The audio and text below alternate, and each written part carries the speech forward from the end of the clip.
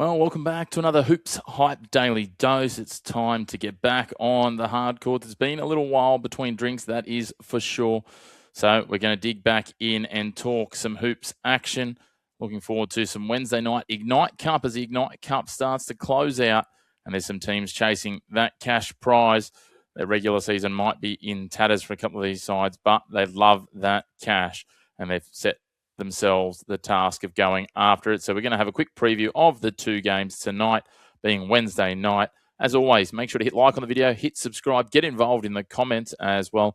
Let us know, what are the value bets? What have we missed? What have we hit on the head? Where are you seeing the key pieces? Well, let's start with the early game, which is Melbourne United versus Brisbane in Bendigo. 5:30 p.m. tip-off there at Red Energy Arena. And for Melbourne United, well, they're a bit of a mess. They've been up, they've been down, they've been all over since that wonderful 9-0 start. They certainly got a good win at Hoops Fest. Wasn't pretty, but it doesn't matter. W's are W's with that W against Tasmania.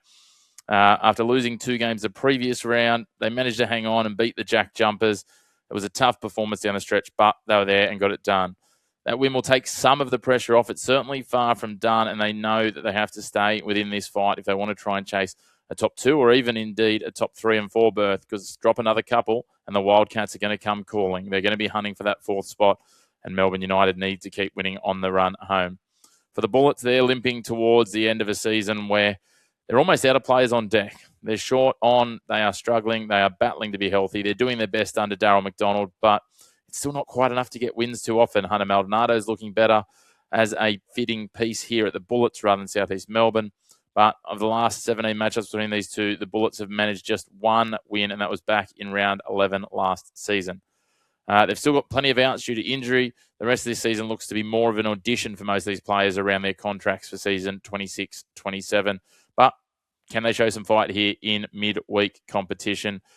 Terry Taylor said, they've been in a lot of games. If they can clean up a few things like turnovers, they know they'll be fine, and they should be able to come out and claim a win here. And they fancy their chances. And as he said, you've got to do what you can and then let the chips fall where they do if you control the controllables. Obviously, Shea Illy's still out of action for Melbourne. For Brisbane, an absolute shopping list of injuries. Prather, Matthias, JFL, Lamar Patterson, Sam McDaniel, and Tyrell Harrison. It is not looking great for them. That said, Maldonado and Co have stepped up to the plate. Terry Taylor's done a wonderful job. Alex Dukas is doing some good things. And, of course, Mitch Norton keeps on Mitch Nortoning. So, certainly interesting to see. In terms of it, obviously, Brisbane have been pretty ordinary from outside of 3. They need to get some 3-point shooting and man up on their D. That's going to be the key to this one if they can get it done in Bendigo. And remember, it's not that long ago that Cairns pipped Melbourne United in Bendigo, so maybe it's not a so happy hunting ground as an alternate home venue. The bets for this one, very similar to what they'll be for the next one. We take the outsider at the plus. Brisbane plus 12.5. I think they can keep this close even if they don't win. That's sort of that $1.90 range, minus 110. Under 178.5, similar odds. Again, the unders here. I think if Brisbane can get their defence firing, that this might be a little bit lower scoring. And then for our value bet, we've bought a few points on both sides. Plus 14.5, under 182.5, and Hunter Maldonado just to hit 1-3. That comes out at about 350 at most places, so plus 250 for our American viewers, and we see some value there.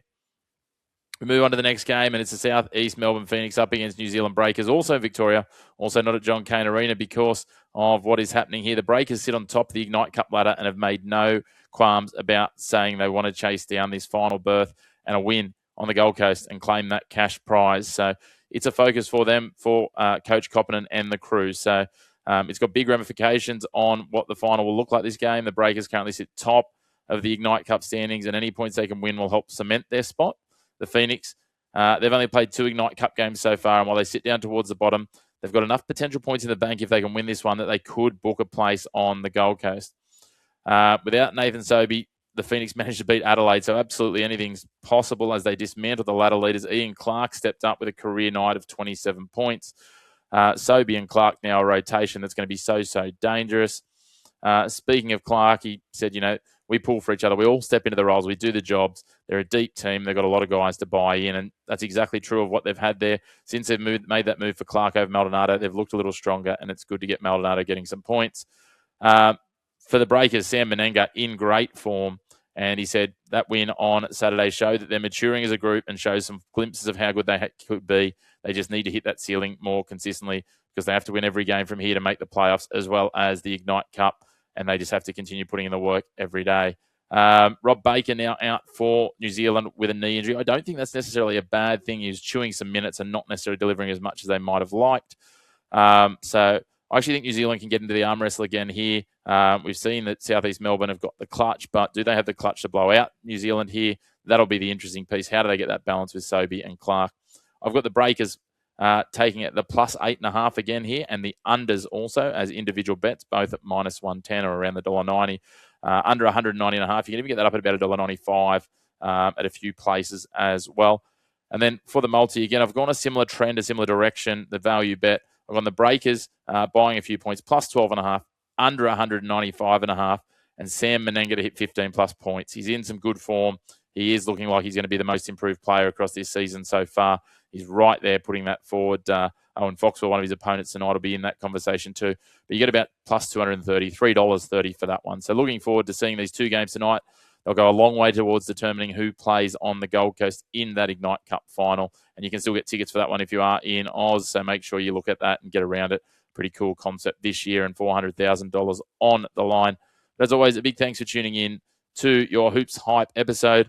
We'll be back with some live watch-alongs tomorrow night and bring you some more content over the next couple of days. Not only around the basketball, we've got some cricket with the Under-19s World Cup and working towards the T20 World Cup, and also some tennis with the Australian Open going on at the moment. So make sure to hit subscribe.